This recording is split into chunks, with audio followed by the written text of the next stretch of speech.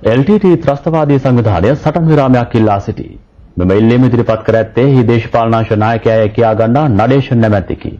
අද වන්නේ මෙහිමේ අවධානය ඒ පිළිබඳවයි.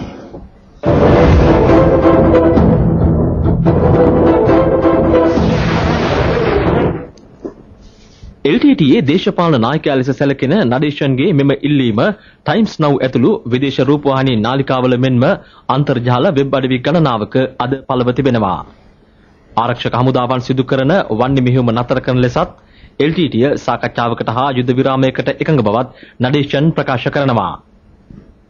යුරෝපය පුරා LTTය විසිරුවා හරන TTN රූපවාහිනියේ දර්ශනයි මේ. වන්නේ මෙහෙයුමෙන් LTTයේ ප්‍රධාන පෙළේ නායකයන් විශාල සංඛ්‍යාවක් මිය ගිය බව LTTයේම මෙම වීඩියෝ දර්ශන මගින් පැහැදිලි වෙනවා. තමිල් සෙල්ලම් ඇතුළු ඉහළ පෙළේ නායකයන් 128 දෙනෙක් වන්නේ මෙහෙයුමේ ප්‍රහාර වලින් මරුමුවට පත්ව තිබෙනවා. LTTE සමාජිකයන් වවුනියාවේදී 3727ක්ද, මන්නාරමේදී 2029ක්ද, වැලිය මුලතිවිහිදී 827ක්ද වන්නේ මෙහෙයුමෙන් මරුමුවට පත්ව තිබෙන බව නිශ්චිතවම සනාථ වෙනවා. මෙම පිරිස් බලය අඩුවීමත් සමග LTTය සාමාන්‍ය ජනතාව යුද කටයුතු සඳහා බලහත්කාරයෙන් බඳවා ගැනීම වේගවත් කරනු ලැබුවා. TTN රූපවාහිනියේ මෙම දර්ශන මගින් කිලිනොච්චියේදී සාමාන්‍ය ජනතාවට LTTය බලහත්කාරයෙන් යුද පුහුණුව ලබා දෙන අයුරු සනාථ වෙනවා. කිරිදරුවන් සහිත මව්වරුන් මෙන්ම අවුරුදු 50-60 වයස සිටි පුද්ගලයන් පවා බලහත්කාරයෙන් සන්නද්ධ පුහුණුවට යොදවාගෙන තිබෙන බව මෙම දර්ශන අනුව පැහැදිලි වෙනවා. වන්නේ මෙහෙයුමෙන් LTT ලබන පරාජයට මෙය හොඳම උදාහරණය බවයි යුද හමුදාව පෙන්වා දෙන්නේ.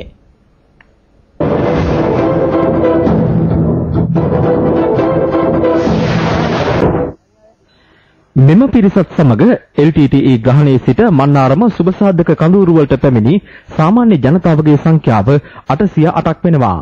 මෙම කණ්ඩායම පලාවිත් ඇත්තේ කිලිනොච්චියේ සිටයි.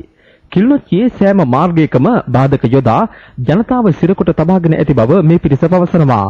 සුබසාධක කඳවුරු වෙත මීට පෙර පැමිණි පිරිස මෙන්ම මොවුන්ද කැලෑබද ප්‍රදේශවලින් සහ දීවර යාත්‍රාවලින් රජයේ පාලන ප්‍රදේශ වෙත පැමිණ ඇත්තේ දින ගණනාවක් පුරා දැඩි දුෂ්කරතා මැදයි. කිලිනොච්චියේ බහුතර සාමාන්‍ය ජනතාව LTTෙන් මිදී පලා ඒමට සූදානමින් සිටින බව මොවුන් පවසනවා. අනුකම්පා විරහිතව ජනතාව LTTයට බඳවා ගන්නා අතර අකමැති පුද්ගලයන්ට ජීවිතයෙන් පවා වන්දි ගෙවීමට සිදුව ඇති බව මොවුන් ප්‍රකාශ කරනවා. පොදුකුඩු ඉරිප්පුහි තරුණයෙකු LTTෙන් බේරීමට ලිඳකට පැන සිය දිවි නසාගෙන තිබෙනවා.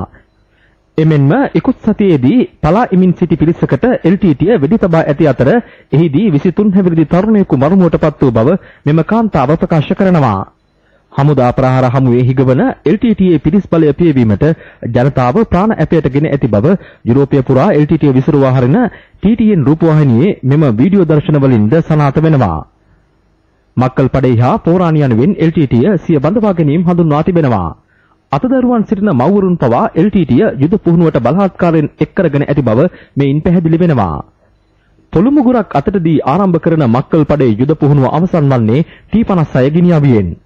දිනපතාම හමුදා ප්‍රහාර වලින් LTTයට ඔවුන්ගේ නායකයන් ඇතුළු සමාජිකයන් විශාල වශයෙන් අහිමි වන බව ජනතාව සනාථ කරනවා. TTN ඇතුළු නාලිකාවලින් නායකයන්ගේ මරණ ප්‍රචාරය කළද බලහත්කාරයෙන් බඳවාගත් තම දරුවන් මරුමුවටපත් වූ පසු මව්පියන්ට මෘත ශරීර පවා ලබා නොදෙන බවට ජනතාව චෝදනා කරනවා.